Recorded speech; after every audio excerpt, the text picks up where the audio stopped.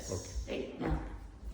So, welcome to morning meditation today. Thank you all for coming. And so I want you to choose basically whichever of the techniques of surrender or self-inquiry you want to today. I'm going to go over again, just briefly, the instructions for each one. So in self-inquiry, we're always looking for, very simply, is that you know right now that you exist. You're aware. You are. And you just know this. You know this. It's so self-evidently seen that this is so. And in inquiry, you're just trying to say, where in my experience is this knowledge coming from? Basically, where in my experience is this knowledge coming from? And you're literally trying to search in your experience for you. Where am I? Where am I in the situation? That's it. That's self-inquiry. And then as you look, of course, you may find yourself moving towards sensations or thoughts, or whatever they are, where you feel you are, you think you are, and the question you have to ask yourself, with or without words, is, am I aware of this? And if you are aware of this, well, that can't be you, because you're aware of it. So the one who is aware of it must be again looked for. And then repeat, repeat, repeat. Surrender is, very simply, basically a kind of guarded, vigilant relaxation. So I'm going to relax with respect to everything, basically. I'm going to ignore everything, whatever's happening around me in the world, whatever's happening in my own mind. Let it all come, but it's all going to be viewed as white noise. Totally nothing to do with me. So I'm going to ignore it all, not let my attention become absorbed in it, right? If it becomes absorbed in it, I'm going to pull my attention back. I'm going to keep pulling my attention back from all particular experiences, all particular objects. What does that mean? All sensations, all thoughts, all feelings, all imaginations, all memories, anything like that. I'm going to pull my attention away without suppressing or repressing or pushing anything out of awareness. I'm just going to recognize these are merely images. I'm not going to let my attention linger there too long, and I'm going to relax my willpower. Whatever feels like my willpower, I'm going to relax it, except with respect to the practice of surrender itself. It's just staying, basically, it's like a little castle. Inside the castle, everything's relaxed, but on the outside of the castle, there's a very intent vigilance to make sure that the relaxation inside the castle is not disrupted. And if it is disrupted, then you immediately pull your attention back.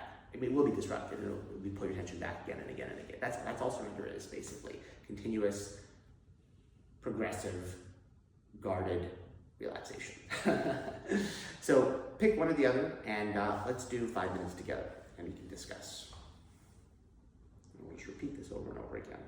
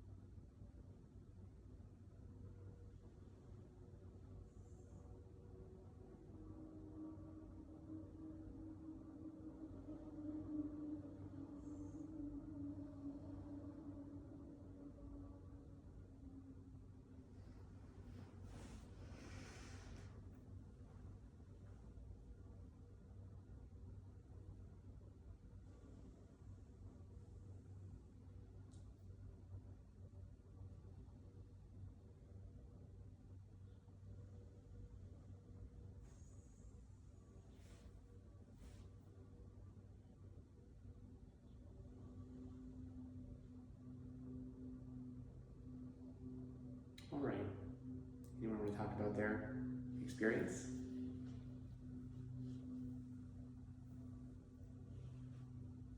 I was just watching Mm-hmm. the self. I've been doing this ever since you gave this a while back. Mm-hmm. Mm-hmm. Mind is calm and it's recursive and never ending, and I just keep searching. Well, so do you feel like so you're doing self-inquiry then, yes, and you were searching for yourself. Excellent. Okay, that's great. And you just felt like you were going deeper and deeper, essentially. Great. That's great. Perfect. Yeah. Nothing other than just searching. Yeah. Exactly. And And any sensations, especially they help. Mm. Any sensations help. And as soon as the sensation comes, I say, who? Like, first thing my goes is to judge and say, this is a bird or this is something. yes. And who is saying this? So just keep going that way. Yeah. Exactly. And the mind stops there, and then next sensation comes, and then again you go inside asking who is saying that or who is feeling that. Yeah. Exactly. You know, and you can generate. You don't even need to wait for a sensation, because I know it's when the mind becomes quiet. No, I don't wait for sensation. Oh, I know. But Just to let you know, right? Self, very few microseconds where the self, where I'm actively asking who am I, when there is no other thought, then I go actively probing. Yes. But most of the times mind is feeling, sensing. Yes, something or the other, some little sensation or the other. Yeah, that makes sense. I was going to say, so when your mind is quiet in those moments when there's seemingly no thought or very little thought, let's just say, and you ask that question, what happens to your mind? Exactly. What happens to your mind in that condition? When during those few moments when it seems like you're not focused on perception, and you ask yourself, who am I? What happens? Where does your mind go? Into whatever that self is, and I know that's not the answer. Yeah, exactly. So it's some subtle sensation, really, is what it is, right? Yeah. So when you say like, it's going into that, what happens is the mind is going to some subtle feeling or thought, basically, is what it is. Think itself. Sorry? Which thinks it is self. It thinks it's self, exactly, right. Something like it feels like it's very calm, it feels like it's very something which is very deep self, or inner, exactly. Which That's thinks right. it is very self. Yes, yeah, exactly. And so the challenge becomes in those situations to notice, because it's almost like, like first you're looking at the world and you're saying, okay, well, who's looking at that, right? But then you come inward and eventually you're looking at like, your glasses or something like that. You're looking at the lenses through which you look at the world, and your glasses are made of glass, obviously. So, they could seem like they're nothing at all, but they are not nothing at all. They are still a barrier between you and the world, so to say, or the world and the self, how we want to put it. It has a quality to it. It's just that the quality is harder to see as an object. Yeah, that's great. Okay. Anybody else?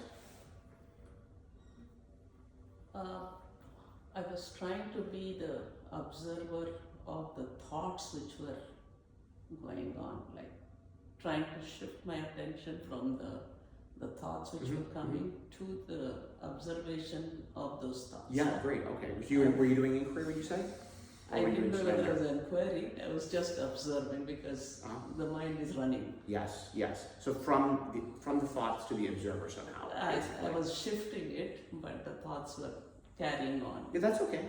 Maybe the dialogues or the pictures, so I could see that, and I was trying to say that I'm not going to run with this Yes. thought, but I'm going to observe. So that was the struggle I Okay, had good. for 5 minutes. Good. That's good. Yeah, exactly.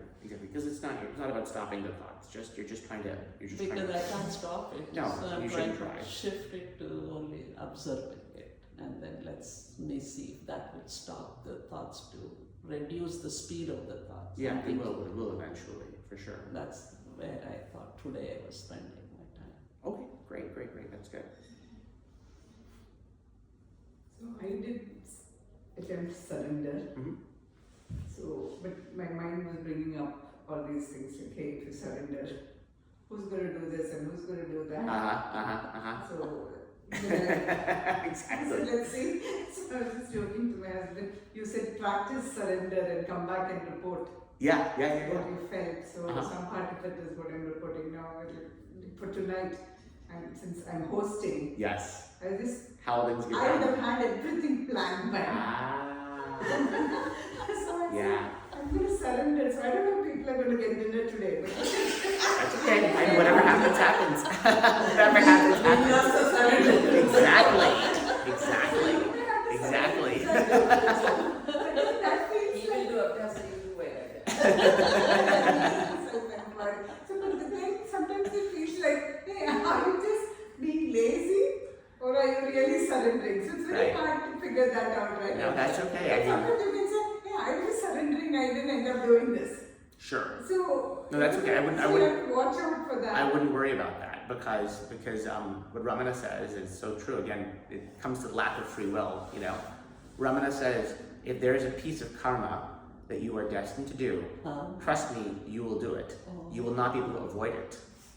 And conversely, if there is a piece of karma which you are not destined to do, you may run after it all you like. You'll never catch it. You'll never do it. I realize that because Yeah, you cannot avoid these things. These things will force you to do them if you're destined to do it. So you needn't worry about that. I would suggest. I don't know about her lunch or dinner, but certain things we want to do and it is there in our mind, but it doesn't fall into place Exactly. till that Yeah. time. Yes. And then you say that all these days I struggle and today suddenly it just happened. Yeah, exactly. So that observation is happening, but I don't know if I'm still surrendering to that. No, I mean it's Observation is happening. that's good. No, I mean that's on the road to it. I mean the key with surrender is obviously keeping your willpower relaxed and not getting absorbed in the experience, whatever experience it may be. Whatever experience it may be. Yeah, there's I was thinking there's a slight I should clarify slightly, right? Because even in some of these, as the mind becomes quieter, right, it may seem as if you're not really using your willpower much, and probably it's true you're not using your willpower very much. But those subtle states of peace, those also have to be surrendered, meaning that your mind has to not get lost in them. That's the point. Surrender is kind of, in a way, selfishly keeping your attention to yourself, basically. Because that attention, pulling your attention back, it's,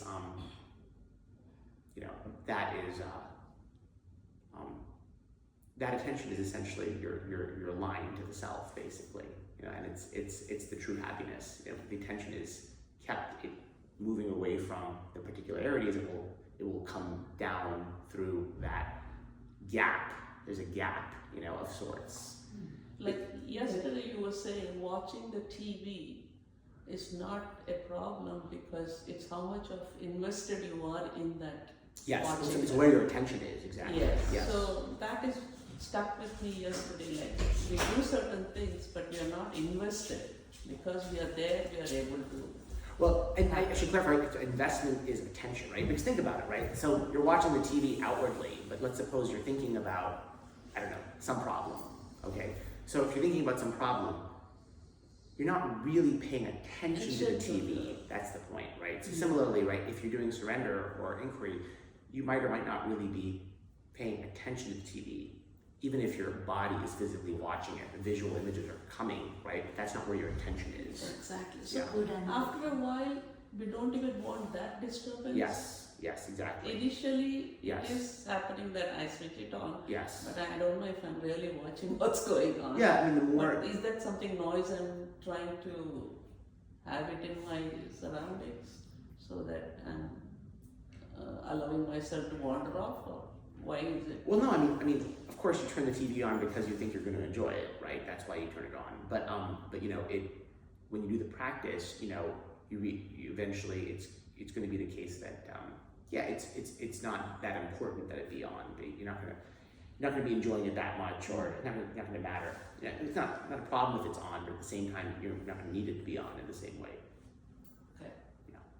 Usually my tendency when between these two Akilesh goes to self-inquiry, but today on purpose I stick to Surrender. Stuck to this surrender. Uh-huh. So the way you told us we had to be like a queen sitting in a fortress and vigilantly guarding all Yes. whatever the thoughts come into mind.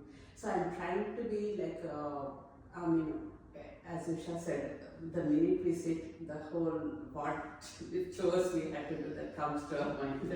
So I was trying to use them not to chase and go be like a servant doing all those, but sit like a queen in my Yes. fortress and just guarding. Okay, like Yes. whatever happens, I'm trying.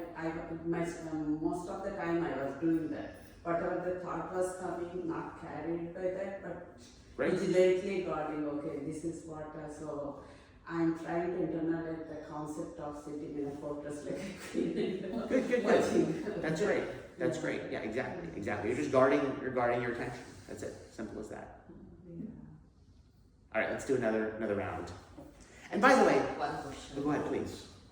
Usually, I mean, although I know this has to be done with open eyes, but I find it much easier to go deep within, to find like inquiry, like surrender. Probably I can manage to sit and open my eyes and do, but inquiry is hard with eyes open.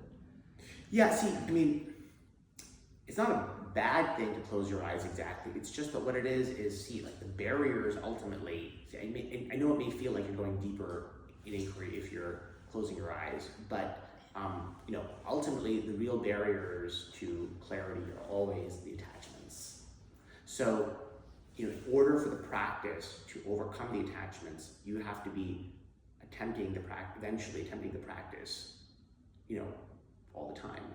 So that means it's going to be situations where your eyes are open. The thing That's why surrender all day I practice, but the inquiry is very hard. well, Like all day.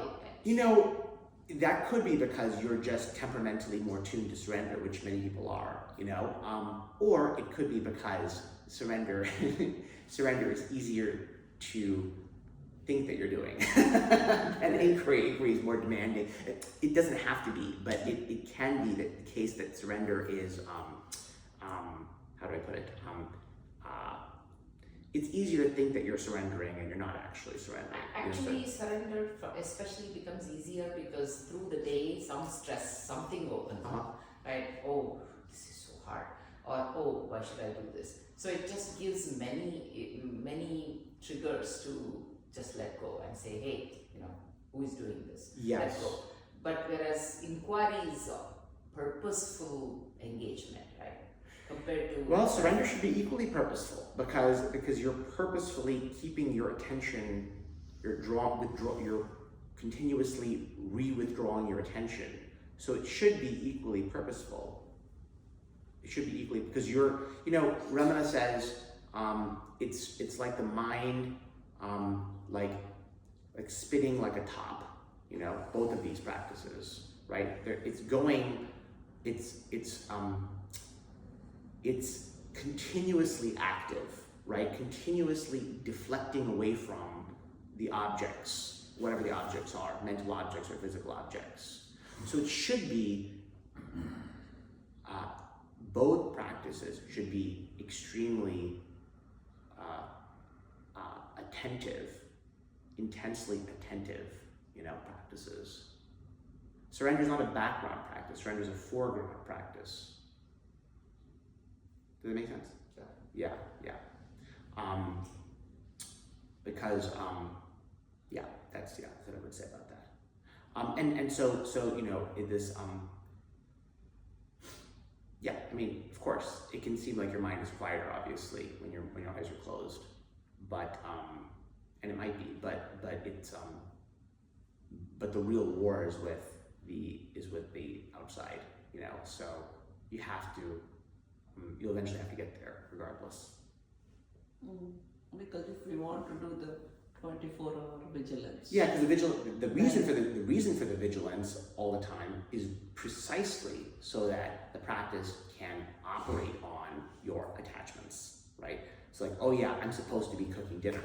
Well, yeah, it's that or surrender, right? Which one is it? You know, that's unless you're faced with that option, surrender doesn't get you a chance, because when you do surrender in that situation, if you can get yourself to do surrender in that situation, if you can overcome your fear of doing surrender in that situation, then you're going to experience some modicum of relief, probably, you know, and that relief will then prompt you to do it more easily the next time, a little bit more easily the next time, you know, and that's the cycle. Because when you do the practice, when you are able to overcome your fears and do the practice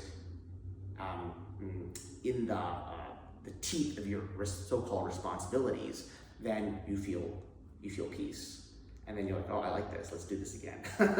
That prompts you to do it again and again, and it becomes easier. That is the attachments getting weaker. It's like, okay, yeah, I mean, whatever. You know, tomorrow you'll be like, oh well, either dinner happened or didn't happen. Whatever it was fine. You know, and next time you'll have a little bit more faith in the practice. Actually, I feel compared to self-inquiry, surrender is hard to do. Yeah, a lot of people feel that way.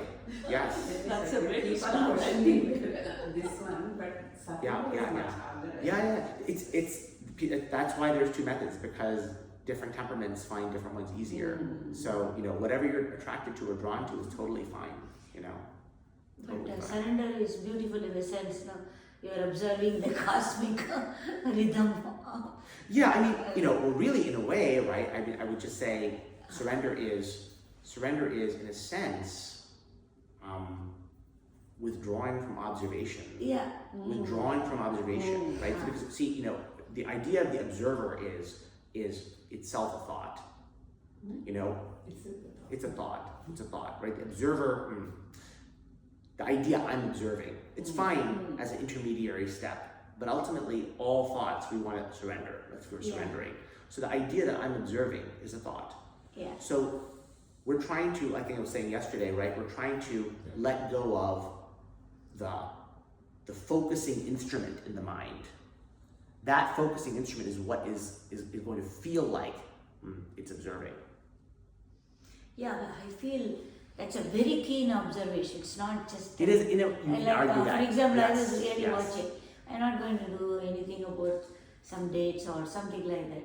Then I see many players acting on it, and that gets like the date got fixed, something Yeah. And I was also thinking, I'm not go like get a kind of a person, but I just said, I'm not going to do anything.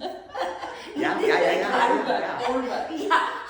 but you know, like I was simply sitting just because I sat and things did not move or not move. Both cases were not possible, but things were moving, and I was able to observe so many players from all over, and things got.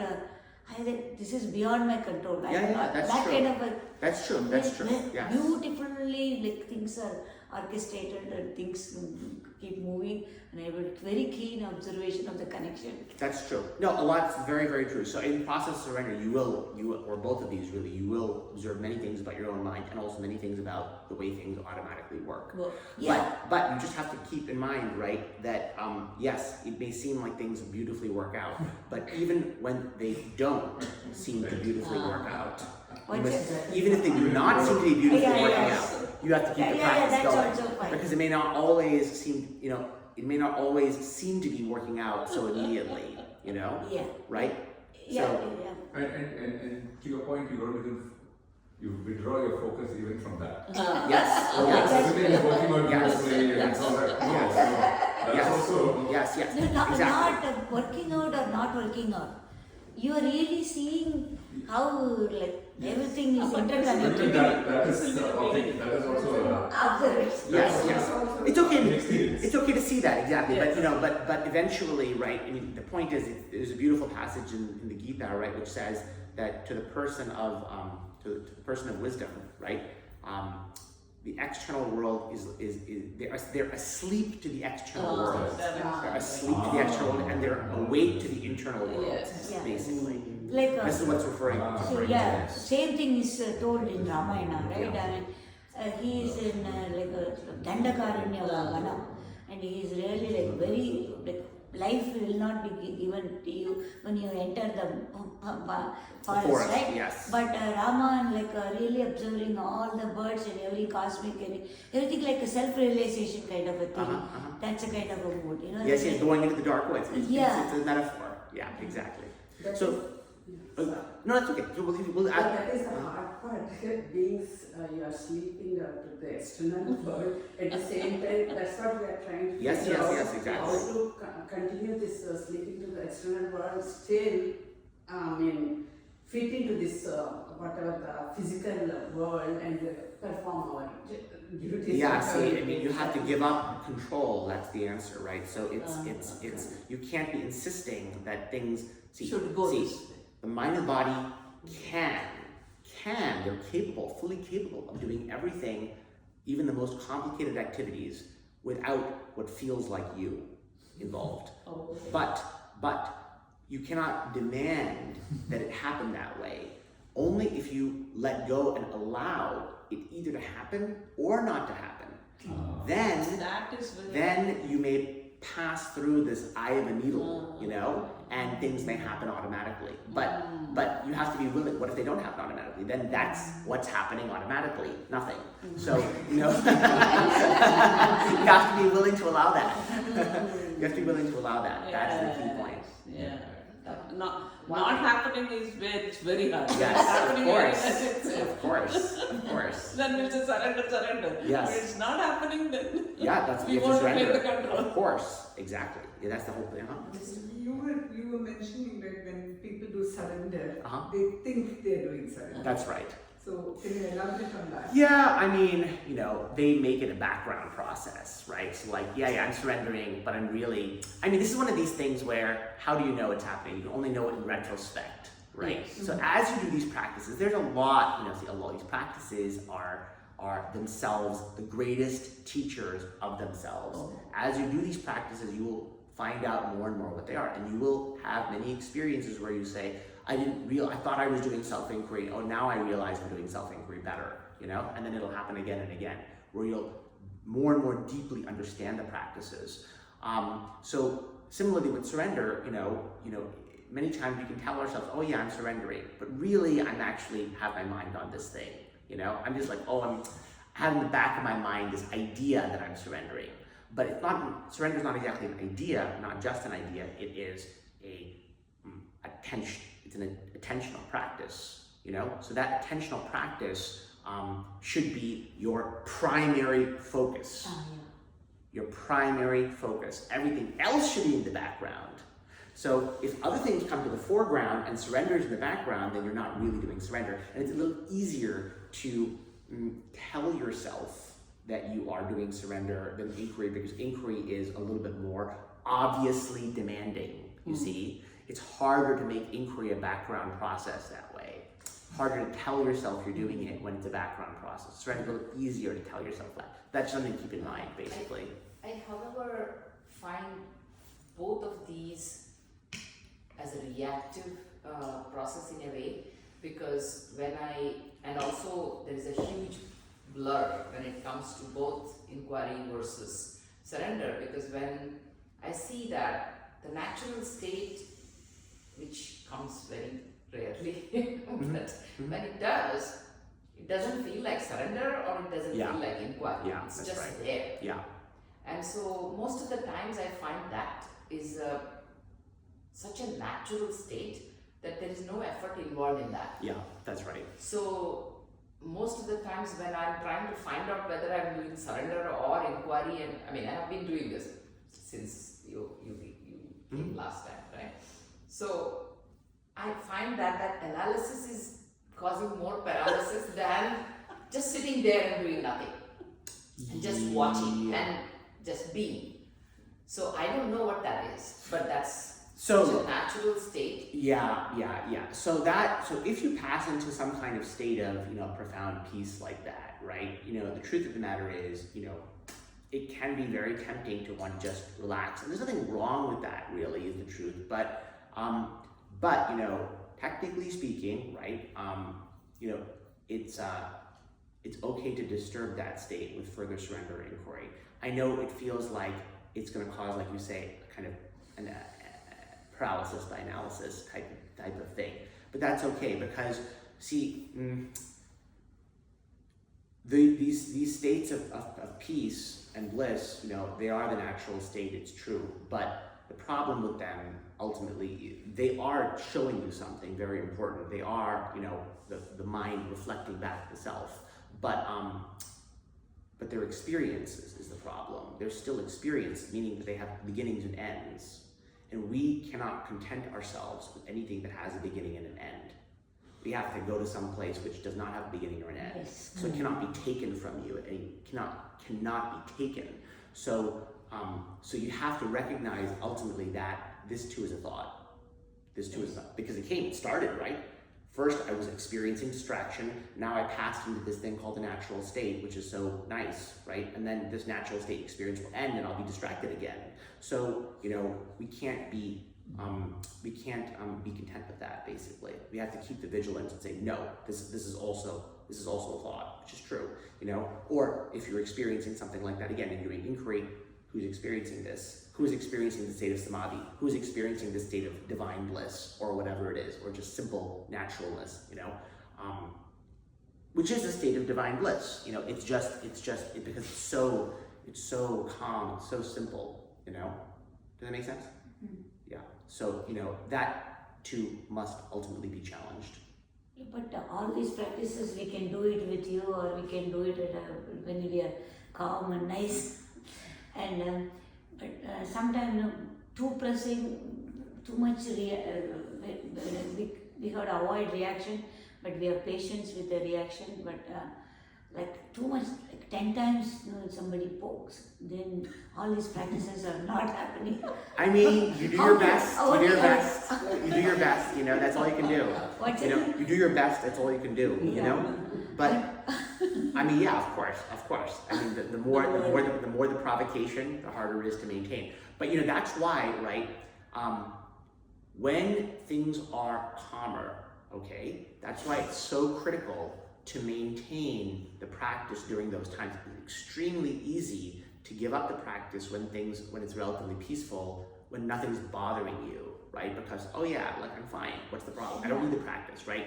But then if you do that, then the mind becomes vulnerable. You see, the fortress is unguarded at that moment, right? And then things will slip in. And before you know it, you'll be on some like long path and be facing problems, right?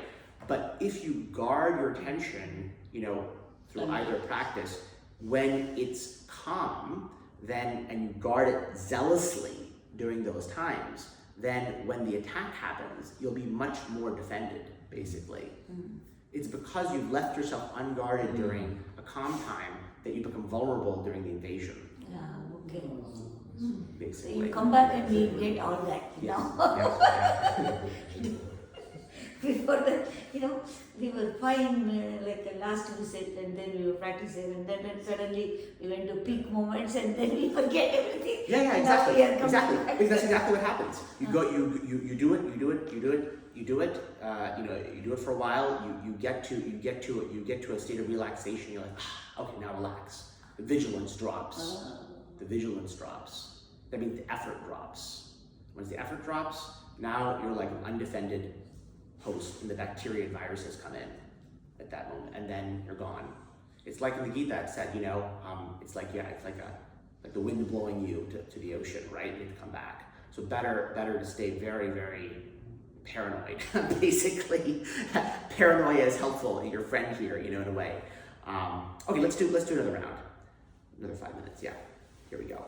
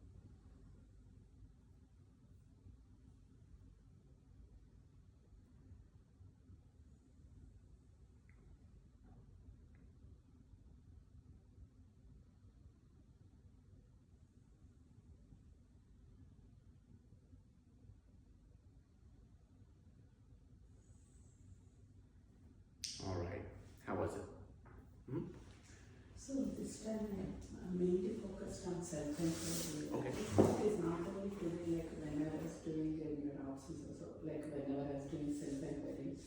What the problem, my problem is, I feel my self-inquiry is shallow. See, for example, when I started my self-inquiry now, the thought came that I am next to a body of, a stream of water flowing through that. I'm enjoying that scenery. That is a thought came to my mind. And I'm trying to do self-inquiry in that situation, seeing that I'm enjoying the beauty and who's enjoying that beauty. Actually, I started the self-inquiry.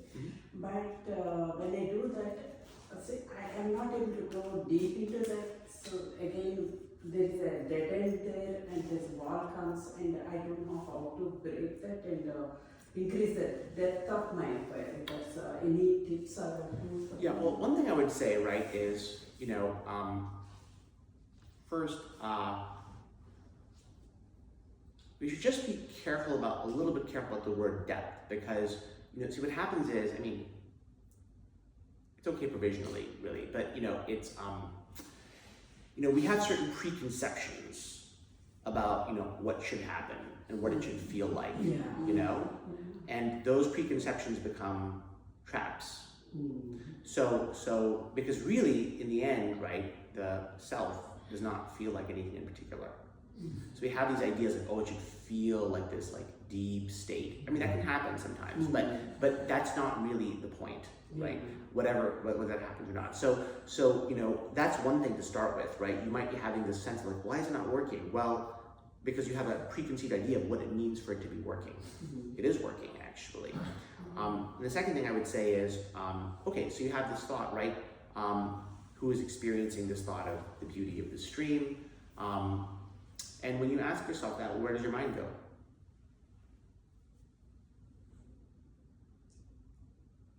So I feel there is something inside which I don't know what is like. Okay. There is apart from this feeling, there is some observer is there, but that is where I am. Well, that's okay. So when you say like that, you feel like there's something there. So can you feel into that feeling of there's something there more? Yes. So that's what you want to look at. Like, well, what is this? There's this feeling. Something's there. Like some kind of feeling. It's a vague feeling. Yeah, that feeling. What is that feeling? Can I feel what that is more? What exactly is it? Can I touch that? Can I experience? Can I focus? Turn my attention. Right? It's like you're turning the camera. Zooming in on whatever that is. What is that? Like what is that? That's what you're attempting to do. And it's okay. It's okay if you don't. It's okay if you don't feel like it's going many places yet. It's fine. Just keep that up, basically. But the point is, right? Again and again and again, right? I can't emphasize this enough. It'll become clearer with time, right? Because there's the irony of self-inquiry, right? Because it's so it's so mysterious. Yeah, it's mysterious despite the fact that it's like blindingly, glaringly obvious. That's why it's so elusive, right? It's so omnipresent that you can't see it. But it's truly hidden in plain sight. But if you keep at it, the more you keep at it, it will become clearer automatically. You're not doing anything wrong. Just because there is a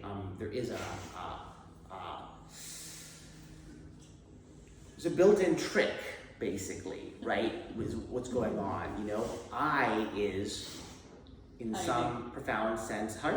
It's hiding. It's hiding. Well, it's incoherent in a way. You see, we're looking for something which is both there, but not in the way that we think it is. So as soon as you start looking for what it is, you're like, what do I even mean by this now? Like, it's because when you examine it, now it's like, it doesn't actually make sense. That's because our thought of who we are does not in fact make sense. So, so it is inherently difficult because you're looking for something that is there, but not in the form that you think it's there. So, it's like, Ramana says, it's like you look for like a wedding crasher, someone who's there at a wedding is not supposed to be, right? You're like, oh yeah, like you ask, you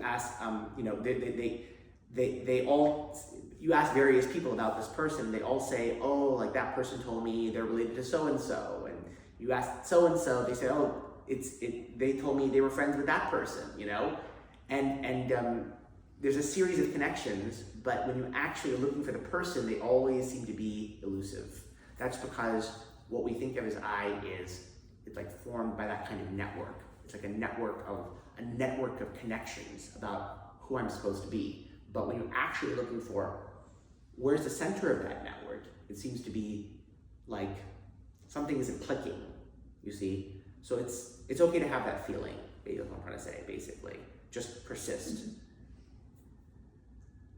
But it's just to hunt it or like looking for it, but experiencing is. You're hunting your current experience. You already have an experience. Right now, you know that you exist. Mm-hmm. That knowledge is not coming from a sound or a sight or a normal thought. It's coming from something else. Like it is, as you see this table, you, at the same time, I'm seeing this table.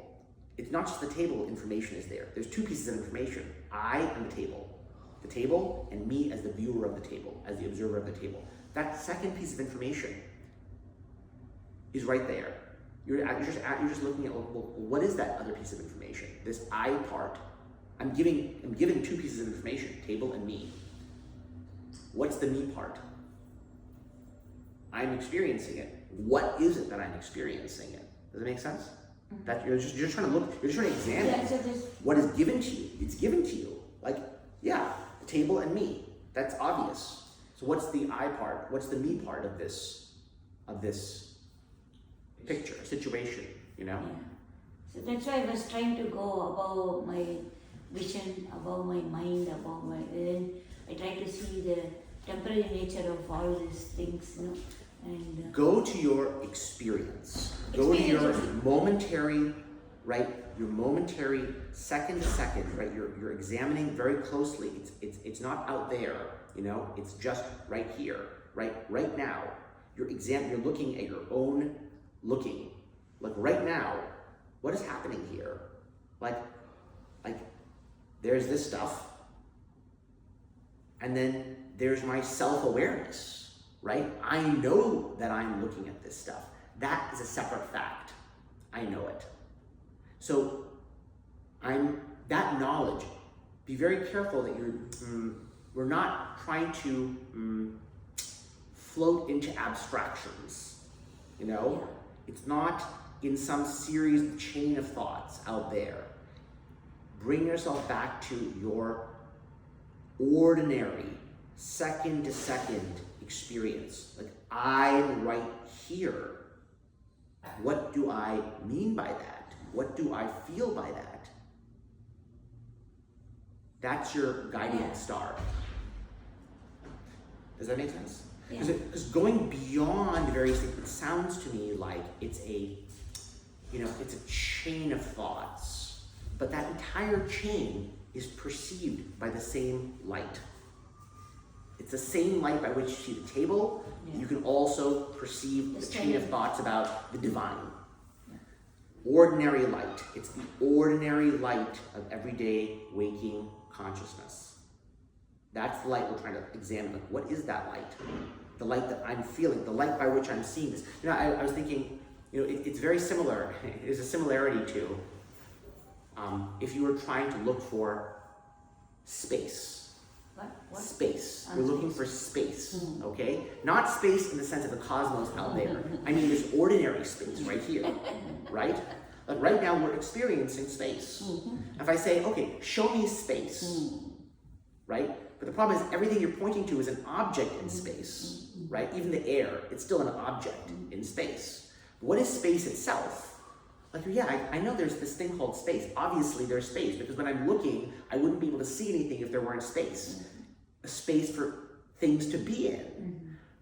So space is not the objects. Space is what permits the objects to be. It's not, it's a structure. It's a structuring feature of our perception, right? Yeah. But but what is it, right? So it requires a perception change, really, to see it, because it's not an object, you see? It's not a table, it's not a book, it's not a person. These things are in space. You see what I'm saying? Yeah. So the eye is a very parallel situation. It's a medium within which these experiences are occurring. And we're constantly focused on the objects within the medium. But what about the medium itself? That's very. So that's the does it make sense?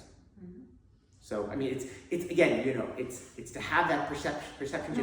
You have to keep knocking on that door, Yes. because there's no way you can get there without a shift in your perspective, which you cannot command. But the point is that there is, again, we're experiencing space in just an ordinary, day-to-day, second-to-second way, and that's what you have to return to again and again. That second-to-second experience of I, in the same way, exact same way. So like can we call it like an intense focus on that one? And Yeah, the intense. focus could be anything, like intense like that. Well, it's an intense focus on the experiencer. Yeah, The that. experiencer, yeah, your experience of yourself Yes. experiencing. Your experience as the observer, your experience as the one who knows themselves. That. Yeah. Just exactly parallel to your sense of space, your ordinary sense of space, or like your ordinary sense of time, same thing.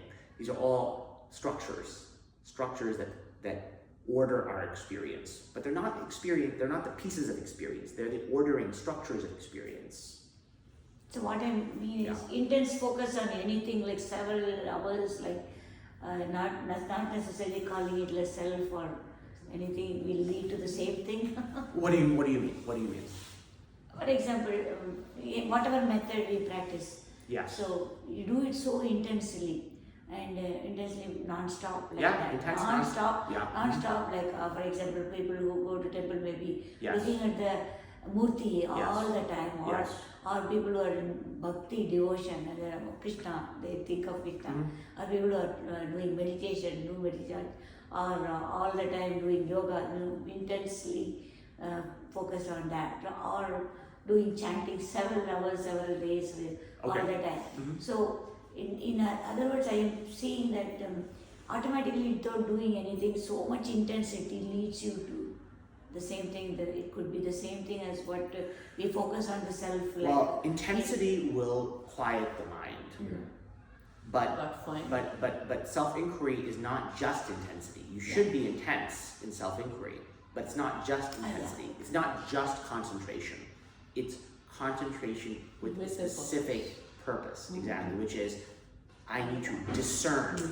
Discernment is there, right? I'm trying to see what is here that is not an object that I'm experiencing. I'm experiencing objects plus something else. What's the something else piece that I'm currently experiencing? It's not something which we're not asking about, like, what is the geography of Mars, or like, what is this new theorem in calculus, or like, how does the theory of relativity work? Like, these are all like faraway things, right? We're living the experience of the subject, not just the objects. All we're saying is this subject part of what we're living every second. Like, what is that? I just want to examine it. I just want to see what it is. What is this? What is this other piece? That's all. Just looking at it. That attempt to look. The attempt to look. That's very important. So it's not just the intensity is critical, but it's not sufficient. You also need this extra discernment piece. That's just a path to get to this inquiry. Exactly. Because finally, that will lead us to this thought of finding out who we are. those intensities? Well, the intensity will quiet the mind, and if you do other spiritual practices, they will eventually awaken the desire. This desire. Yeah, the desire to know who. Exactly. There's a famous story about I mean, this has probably been said in different traditions, but some monk was meditating in this kind of intense way, Yeah. not with really inquiry, just meditating, and the mind became very, very calm, right? Very calm over many years, but she didn't get to any beyond place, right? But then eventually the teacher comes, and the teacher starts rubbing a brick, okay? And she says, "Well, what are you doing?" And he says, "Well, I'm trying to make a mirror." And suddenly she gets it. The point is, no amount of intensity is sufficient, right? You can never turn a brick into a mirror with just intensity. You need discernment, which is different. So that, because what happens is when you get intensity, your mind quiets, you get peace, right? And this is something like, even with inquiry, right? Even with inquiry or surrender, right? Suppose you're asking, who am I, right? If you do it with intensity, you will come to a point of peace. And that point of peace, it's like an answer to your question. It's like saying, who am I? Okay, well, someone's showing you a mirror now. This is you, okay? This is you. But this is you experience, which is an experience of peace, profound peace and bliss and all of that, okay? That's a mirror reflection of you. What's the difference? The difference is, when you look in a mirror, you see an image. Oh, that's me. That is you and it isn't you. It's a reflection of you. You have to there's one more piece to put together, which is whether or not I'm looking at a mirror, that's still me, right? That the mirror is actually just a situational reflection of you. You see, it's in this light, from this angle, with this particular position, it looks like this. But the idea is when you recognize yourself, oh, this is me, you don't need the mirror all the time. We're not trying to be reliant on the mirror. We're generating the mirror so that we can have this recognition experience and know in some profound way, which cannot be taken anyway, it cannot be taken away, that we are that. So that's the progress, basically.